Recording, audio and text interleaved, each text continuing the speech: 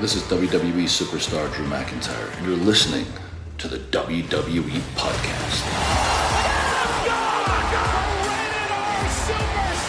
The champ is the one that everybody wants, me. It's going to WrestleMania.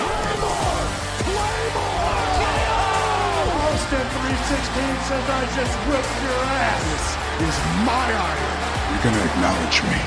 What's going on, everybody, guys and girls? Welcome back to another edition of the SmackDown Review right here on the WWE Podcast. As always, I am one of the hosts of this show, Michael Ritter. You can find me on X at Michael5Ritter, on Instagram at MichaelRitter5, and also one of the hosts of the Football Function Podcast, available on all your podcasting platforms, including on Patreon.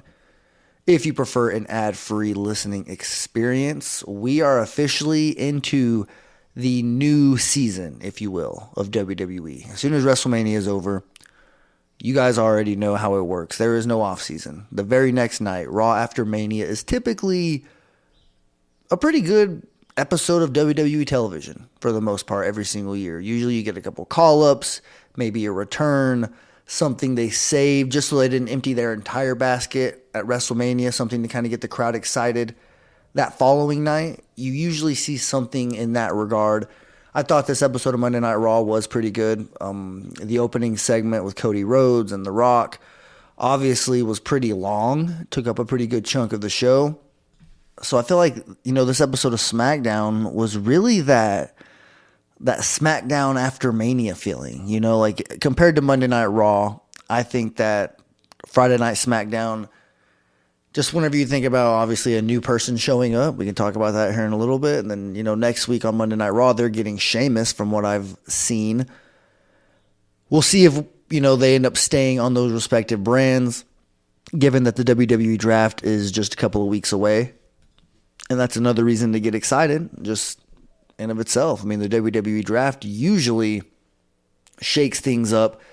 Now, back in the day, back in the Ruthless Aggression era, kind of going into the PG era, just whenever the brand split was still a thing, the WWE draft meant a lot more because, those draft picks felt more like, holy crap, like when John Cena was drafted from SmackDown over to Monday Night Raw.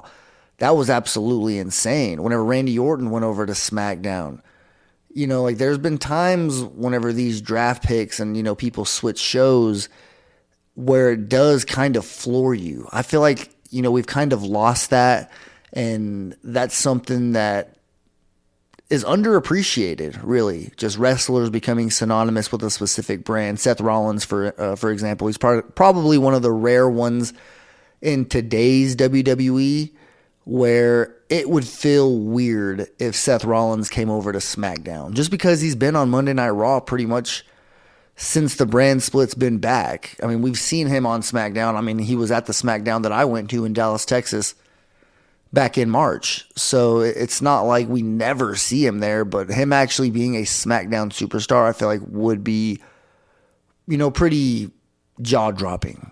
Other than that, of course, Roman Reigns, he spent so much time on Monday Night Raw that if he were to show up, it wouldn't necessarily feel any different. But, back in the Ruthless Aggression era, which is, an era I like to reference a lot on this show, you had the wrestlers that really felt synonymous with their specific brand, specifically on SmackDown. I mean, there were the ones on Raw too, like the Dudley Boys. Whenever you think about the Dudley Boys, you don't really ever think about them being on SmackDown. Kind of the same thing with Stone Cold Steve Austin. He was a Monday Night Raw superstar. Triple H, although he, had his run on SmackDown early before he had his huge World Heavyweight Championship run on Monday Night Raw with Evolution.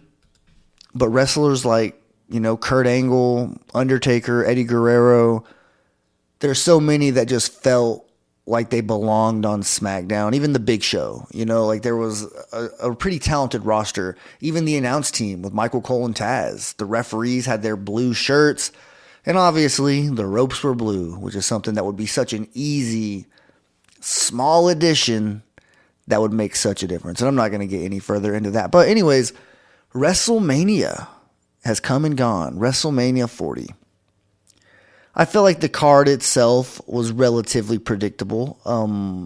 I will say I did not. The one thing that happened on WrestleMania weekend that I did not expect to happen, that kind of swerved me, was Austin Theory and Grayson Waller winning the tag team championships. So I kind of, I fully expected that R-Truth and The Miz could do it. I thought that was, a fairly likely outcome. Now, with the other belts, I thought that, New Catch Republic had an opportunity to do it. I thought maybe they would want the Judgment Day to, keep a little bit of their gold. Not both sets of tag team championships, but maybe instead of just losing one, instead of losing both, losing one.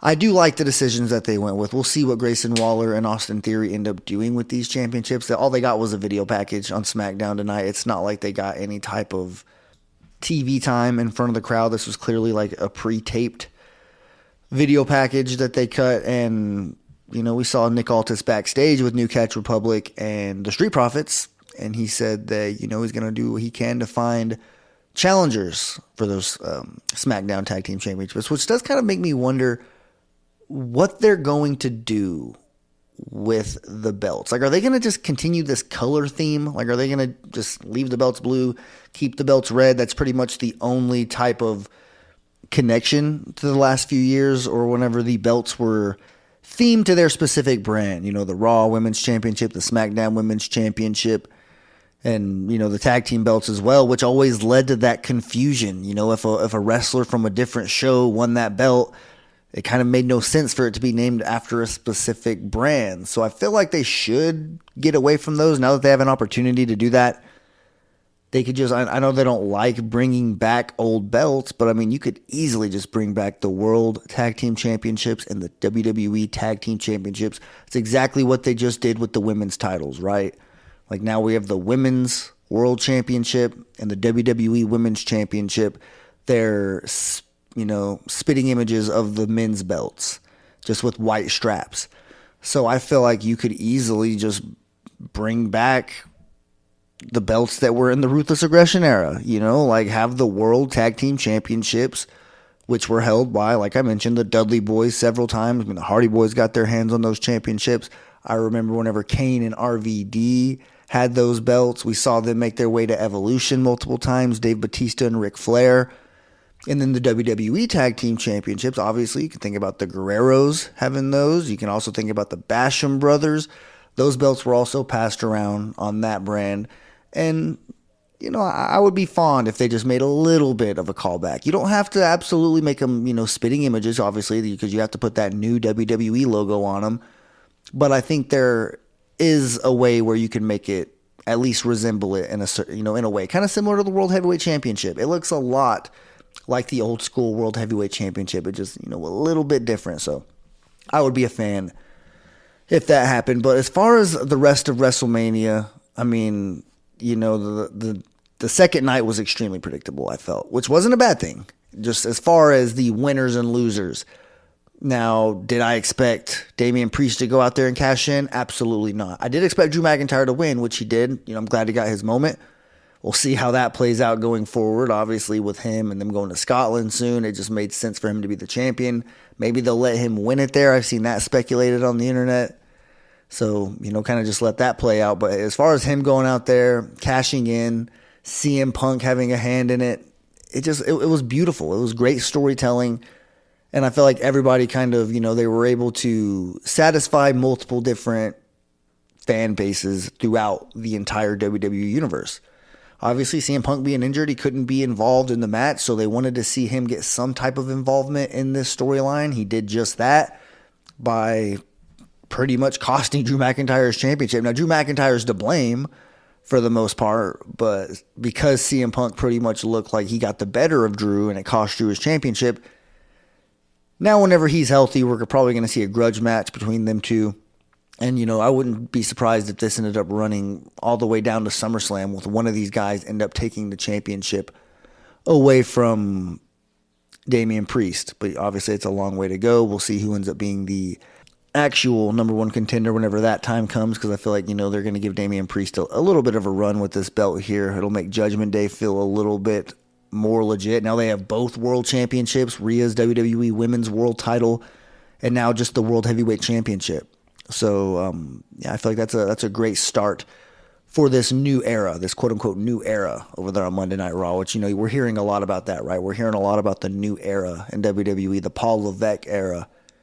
And it does make sense. He's doing a lot of great things with the company. They're breaking a lot of records, and I feel like that's only going to continue just because how great the roster is, and whenever you actually have somebody as capable as Triple H pulling the strings and kind of making it all happen, he knows how to produce a good product. And I've already mentioned it several times. You guys already know the longtime listeners, which shout out to the new listeners who have come. I know that the WWE podcast has really shot up in the overall rankings. I think, we cracked the top 10, I believe. That's, obviously a shout out to Matt and everything he's built here. But I know there's probably some new listeners. So shout out to you guys.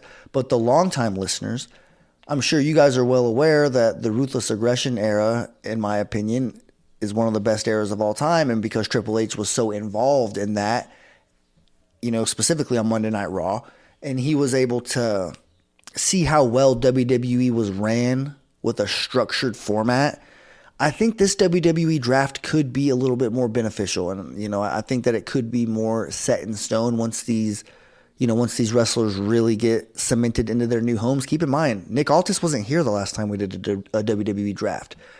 Now it's him and Adam Pearce pretty much going head to head. They have their own little side rivalry going on. Man, I think something just tells me, we're entering this new era. It seems like now's the time. Pull the trigger on it. The roster's never been deeper. All the championships have never meant more than they do right now with what Gunther's done. Logan Paul having the United States Championship. Now Cody Rhodes having the WWE Championship. Obviously, the World Heavyweight Championship is just, it's coveted now because what Triple H said. He put it on Seth Rollins. He made that championship mean so much. But now there's so much story tied into that. Like now Drew McIntyre wants to get his hands back on it. Seth Rollins, he's going to have his rematch at some point. I know he's going to take some time off. That's pretty much well established at this point, at least 4 weeks. But even then, I think maybe, he's probably going to take a little bit of a break from the championship picture. And maybe someone like CM Punk, who was just entrenched in that storyline, given that he's the one that cost Drew. So the World Heavyweight Championship is juicy, and it has its own interest for other reasons. Whereas the WWE Championship, you don't even have to say anything. It was just taken off of Roman Reigns. This is the first time that I'm recording a podcast here on the WWE podcast that Roman Reigns isn't the champion. And I've been doing this since 2020. So, holy, what? Like, it is a new era. And there's reasons to be excited, obviously. We don't have to get too much further into the WrestleMania aspect of it. But, this is the first time I've gotten a chance to hop on here and talk to you guys about what I think was one of the most entertaining WrestleManias of all time. But you guys are here to talk about SmackDown, specifically the SmackDown that aired on April 12th, 2024 from Detroit Rock City, Detroit, Michigan. Location breakdown brought to you obviously by none other than DJ Kuzmo, and this episode of SmackDown opened with Cody Rhodes, the new undisputed WWE champion. Now, hey, are they dropping the Universal tagline to this? I'm not 100% sure. I've just noticed Samantha Irvin has said it. We've seen, the commentary team, whether it's Michael Cole, whether it's Corey Graves, I've heard it being called just strictly the WWE Championship, the undisputed WWE Championship, and sign me up. Like, if that's what they're going to do, if that's what they're going to call it, I think that would be awesome. Just, it's a lot more simple. Paul Heyman likes to drag it out. A lot of people like to just make it such a long, the WWE Undisputed Universal Heavyweight Champion. Like, that's way too damn many, let's be honest. Undisputed WWE Champion. Right there. I think that's perfect. But Cody mentions being interrupted by The Rock on Monday Night Raw, and then does a little bit of a callback to his wife's quote-unquote open mic night quote from AEW, which was, a nice little Brandy Rhodes cameo. If you haven't seen it, go look it up. Brandy Rhodes open mic. I'm sure if you just type it in on YouTube, you'll be able to find it. If you type it in on the X bar or Twitter bar, whatever you call it, it was just pretty entertaining from, one superstar to another who all are pretty much in WWE. Now, I know Brandy Rhodes isn't officially in WWE, but her husband is the guy, So that, I feel like, pretty much catapults her to well in the WWE circle now. He talks about The Rock giving him an item, or should I say returning an item that was actually gifted to him by Cody Rhodes. And then, of course, walking into the sunset. You know, if you didn't already see the Monday Night Raw that happened after Mania, definitely go watch this segment. Like I said, it opened the show. It was about 45 minutes. I'm sure Matt talked all about it on the Raw review, but that's pretty much what they were alluding to. But just like the rest of us, Cody doesn't anticipate that his run-ins with The Rock are over, but that's down the line. There are very important things to discuss happening right now, such as his next opponent for Backlash. And then he lists off the 6 men battling for that opportunity in 2 triple threat matches. The winners of those triple threat matches that are happening tonight face off next week, one-on-one, and the winner gets a trip to Backlash, France to be exact, and an opportunity to face Cody Rhodes for the WWE Championship. So, I mean, a lot's on the line here. This is very quickly as we get into this new season. Some of these superstars are getting a very good opportunity to really catapult themselves to the very top, you know, in the main event picture here on a pay-per-view that's going to be probably massive. If you just look at how the other overseas WWE pay-per-views have been, it's outstanding what they're able to do overseas. And that's a testament to the overseas fans having the passion. They don't get a chance to see it on a weekly basis like we do here in the States, whether it's live events, shows that are merely just a handful of hours away. You know, you look at people that are overseas that are diehard WWE fans just like us, they don't get the opportunities that we get. So, you know, you always appreciate that WWE starting to give them a big stage. They're not just going there for a Monday Night Raw or a tour where they're doing several Monday Night Raws and some live events. They're going there for some of the biggest shows that are featuring some of their biggest stars. So you have to appreciate that. But Cody Rhodes does mention he has respect for some of these, you know, superstars that are in here, specifically Kevin Owens, Rey Mysterio, you know, probably a couple others. But he does say to all of them that if you're coming for the king, you best not miss. And we hit his music, and that kind of leads me right there. As soon as this scene happened or this segment happened, in real life, I knew, I was kind of like, okay, who's the champion on SmackDown now? Like, is it Cody Rhodes? Did he come over from Raw? Does him winning this championship automatically mean that he's going to be a SmackDown superstar? The draft coming up is likely going to explain and answer all of those questions. So it's like whenever I'm watching a movie or specifically wrestling with my stepson, he's always asking me, what's this? What's that? Like, what's happening? What's going on? And I usually tell him, hey, like, if you just watch it, every question you have will probably be answered. And if it hasn't, then I'll explain it, you know, at the end. But that's kind of what I'm trying to tell myself here. Like, yes, there's questions that I have about where WWE is going to go moving forward, specifically with how they're going to handle this brand split. But I do think that because the people that are involved and making the decisions have a really good track record so far, I think that, you know, we should give them the benefit of the doubt at this point and just kind of assume that they're going to do what's best for the company. And, you know, I think that at the very least they've earned that, given, you know, the success that they've had just in the last few months. But moving on here, the Bloodline are shown approaching the champion's locker room, but it no longer says the Bloodline. It says American Nightmare. And they look shocked. And Kevin Owens walks by, pretty much just approaches that same door, except he walks in, makes sure to tell them that they are not invited. And Solo says he'll take care of it. And at this point, that just makes me laugh out loud. I'll get to that here in just a little bit. But Heyman tells him, Solo that is, that he has to accept that it's the champ's locker room. And the best way to get it back is to get the championship back.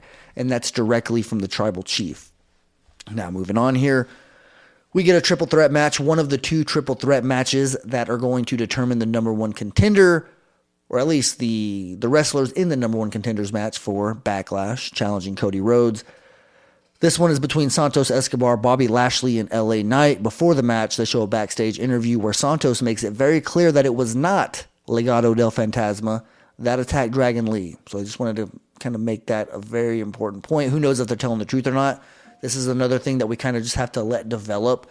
If this was just a little bit of a heel move where they're trying to lie, obviously it was them, then, you know, that wouldn't shock me. But if there was somebody else involved and they're about to bring somebody else in, because like I said, it's that new season where call-ups happen, returns happen, new arrivals happen, you never know who's going to show up is pretty much what I'm trying to say.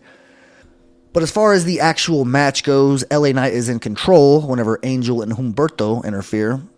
And then, obviously, out come the Street Profits because Humberto and Angel Garza start to go after Bobby Lashley. And then the Street Profits come out and take them out of the equation. And then, of course, Elektra Lopez is taken out by B-Fab.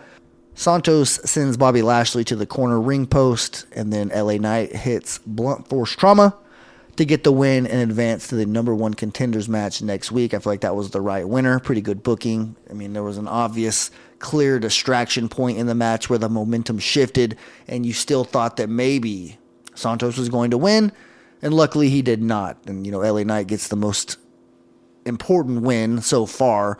Obviously, he just beat AJ Styles, but, going forward, this is going to get him closer. So it's one of the most important wins on his path to the undisputed WWE Championship. So, up next, the Bloodline come out, and Paul Heyman addresses WrestleMania 40 and clarifies that the Bloodline have no excuses for what happened. They aren't blaming any of the people who came out. Not John Cena, not The Undertaker, not even main event Jey Uso. They're taking responsibility for Roman getting distracted by his lust for revenge on Seth Rollins. As Heyman is getting ready to talk about Roman rising from the ashes like a phoenix, Solo interrupts him, talking about how losing and winning quote-unquote matter, and that losing should have consequences. Now, before I go any further, what the hell, is Solo, oh man, I don't even know, kind of where to start on this. This is the same guy that's lost 35 matches in a row. The same guy that cannot get a win, is not really taking serious whatsoever, but yet he is getting upset, and winning and losing matters, and there should be consequences. Please tell me they're going to call back to this at some point, and someone is going to acknowledge that Solo is on a massive losing streak.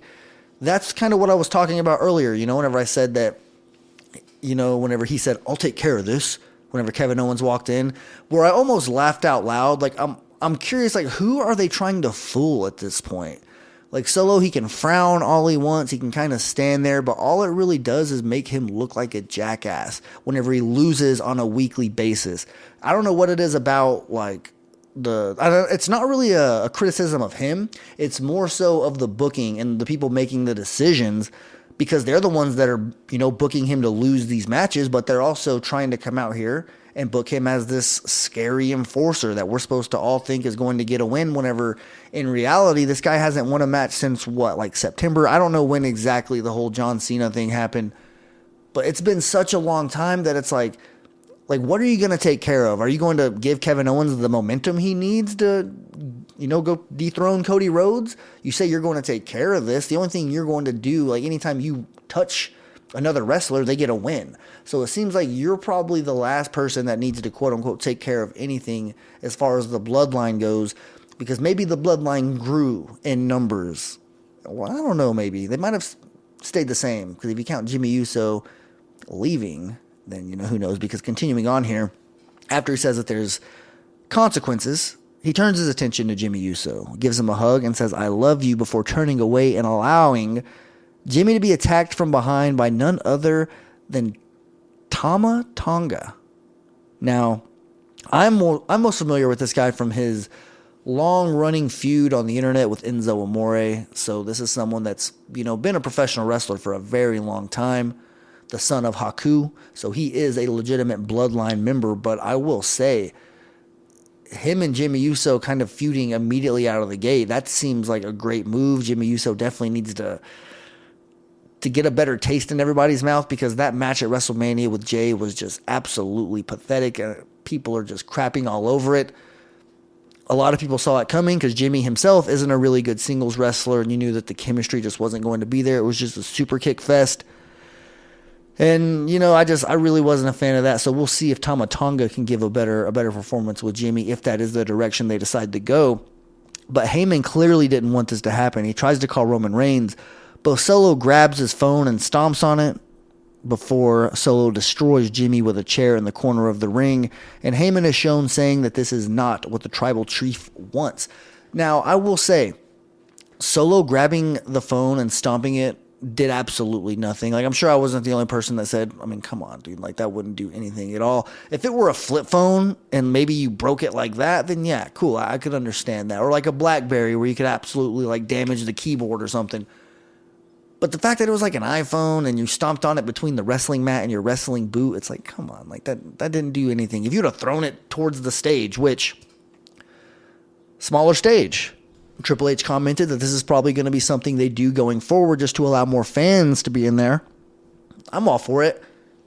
I've always said, I've been saying at least here lately, that I feel like they're overdoing it with the LED boards, like all the LED lights and all that stuff, the ring post, the barricade, the ramp, the stage, everything at this point can light up and do all types of different pictures and graphics, which is cool. It's nice to show off the new technology, but at the same time, it does somewhat take away from the beauty of just pro wrestling, and I feel like they're trying to drift away from sports entertainment. I know that the LED lighting is pretty much nothing to do with sports entertainment, but I'm just saying, if they're trying to go back to a more pro wrestling world, then maybe just dial it back a little bit. You can still do all your pyro and you could still have LED features.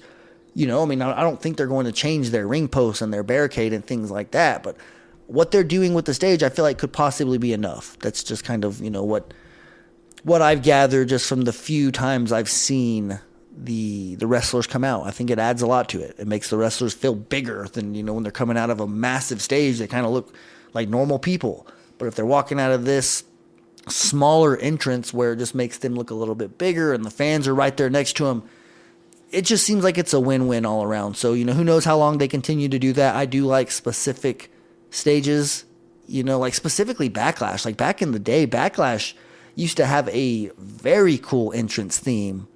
Like, I don't even know how to explain it. You're just going to have to go Google some of the Backlash stages over the years. And it always used to have a nice theme to it.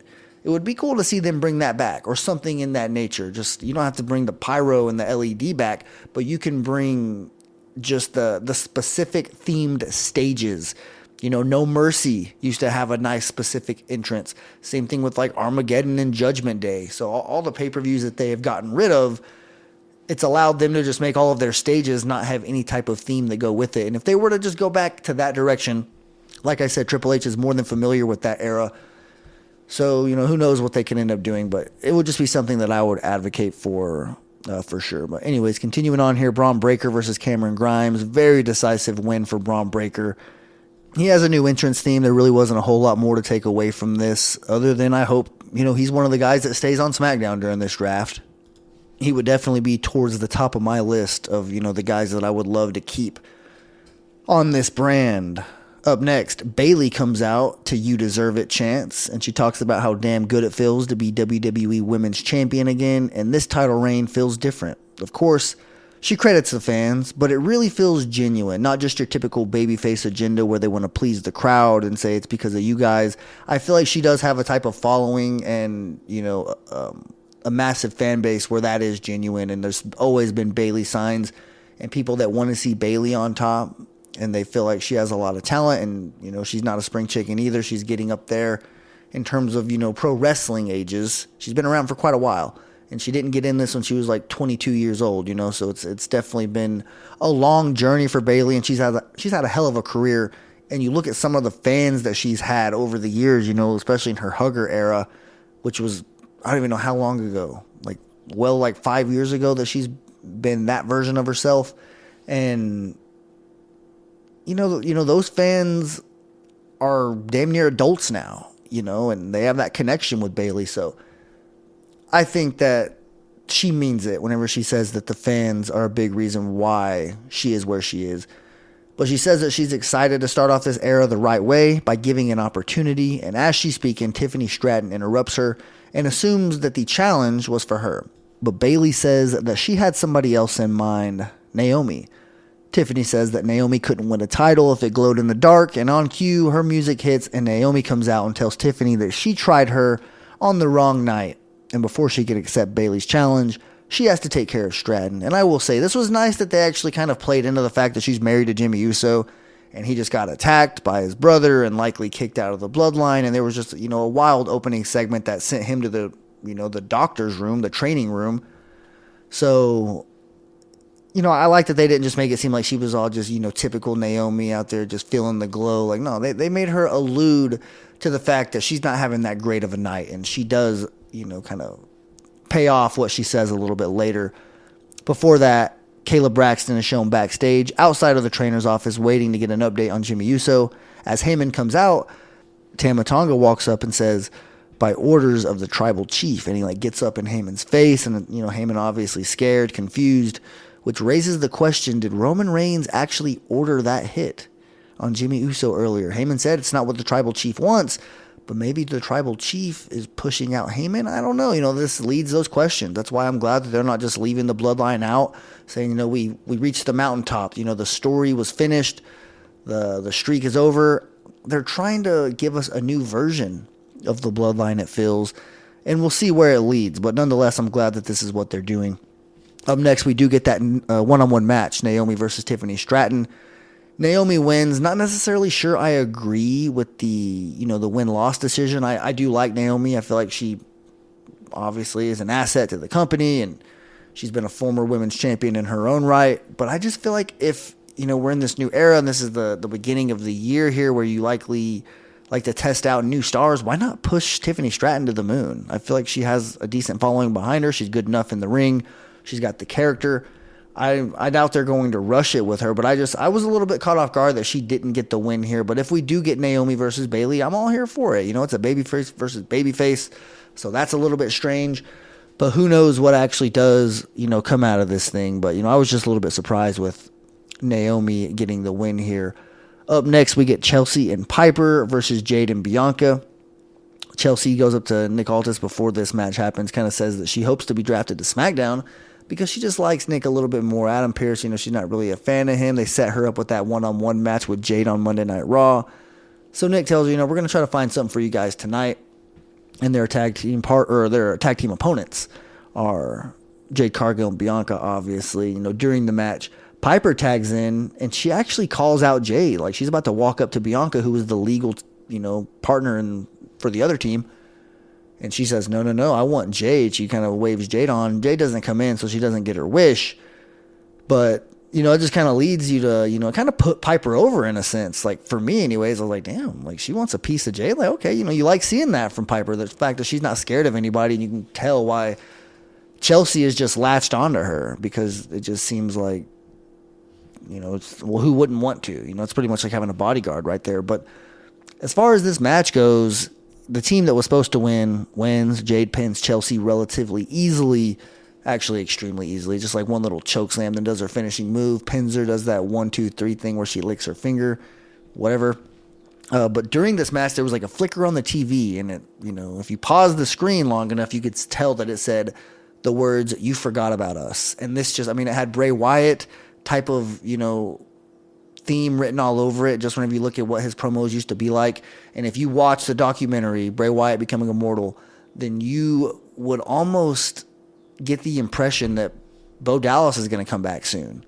It just seems like he isn't finished at all. He made it seem like this almost relit his fire to want to really pursue this pro wrestling world and make the most of it for his brother. So if Bo Dallas was to come back and bring back this Uncle Howdy gimmick and do something, who knows what he's actually going to do, but if it is Bo, then you have to assume that a lot of eyeballs are going to be on him. And this, especially if he's doing the type of stuff that Bray used to do with this like Riddle type of vignettes before he makes his return. I don't know who else this could be, but the fact that it's "you forgot about us," meaning plural, that almost makes me feel like it could be someone, you don't think maybe Alexa Bliss, right? Like, when she's connected, Eric Rowan, another person. So there's possibilities, but I do feel like it's got to be centered around Bo Dallas, and that's just my early anticipation on this whole thing. Continuing on here in the show, we get a backstage interview with Kevin Owens, and he pretty much just takes the microphone from Byron Saxton, takes the camera with him. He references those cool camera angles where the camera's just been coming in from backstage, going into the crowd. So he picks up a Detroit Tigers championship belt and knocks over a stack of CM Punk shirts, and then he makes his way out to the ring. He talks about how him and Rey Mysterio both have sons that are way taller than them, and, talks about AJ Styles as well, but he says he's going to kick both of their asses tonight in order to advance to that number one contenders match next week. But before that, he has to win this triple threat, and that's the main event. Kevin Owens versus AJ Styles versus Rey Mysterio. And for a triple threat match, relatively quick. AJ Styles wins it. It was good. I mean, just like I said, it was kind of quick for a triple threat match. But after it's over, LA Knight comes out, and when we get a face-off, a little bit of words exchange between the two guys that are going to be in that number one contenders match next week. LA Knight versus AJ Styles. The winner goes to Backlash to take on Cody Rhodes. And my early prediction is that it's got to be AJ Styles. He's the one that has less time left. He's kind of a little bit closer to, kind of walking into the sunset himself. It would be babyface versus babyface if it was LA Knight. So I think AJ Styles is the one. I mean, Cody Rhodes kind of referenced the history of the NWA and WWE Championship. The fact that Cody Rhodes and AJ Styles are only 2 of 4 men that have done it. Seems like we could get a pretty good rivalry, a pretty good promo between these two guys if AJ Styles were to win. But, I wouldn't sell LA Knight short by any means. I think he could absolutely deliver one of the best programs that we've seen this year so far, too, if it were him versus Cody Rhodes, just given that both those guys are red hot, kind of both got hot around the same time. So their trajectories have almost been parallel, if you think of it like that. But that is how the show goes off the air, was those two face-to-face, and, I'm really expecting a pretty good match between those two. The part 2, LA Knight got the first win on WrestleMania. So who knows? I'm telling you, I think AJ Styles is going to get it done next week, but we will talk about that whenever we get there. Thank you guys so much for tuning into the SmackDown review.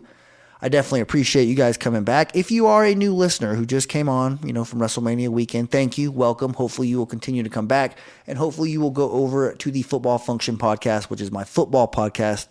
Covers all things college football, NFL. Right now we're in the NFL draft coverage, getting prepared for the draft coming up here in just a couple of weeks. Another thing that is very much so on my radar, and that's really whenever things kind of rev up. But unlike the NFL, there's no offseason in WWE, so things are just now kind of starting to get juicy, and I'm really looking forward to the coming weeks. So thank you guys so much. Have a damn good rest of your weekend. Walk passionately in the direction of your dreams, and I'll talk to you soon. Thanks for listening to the WWE Podcast. Don't forget to subscribe on your favorite podcast app so you don't miss a show, or head to WWEpodcast.com. And for all of these shows ad-free, head over to patreon.com/WWE Podcast. Until then, we'll see you next time.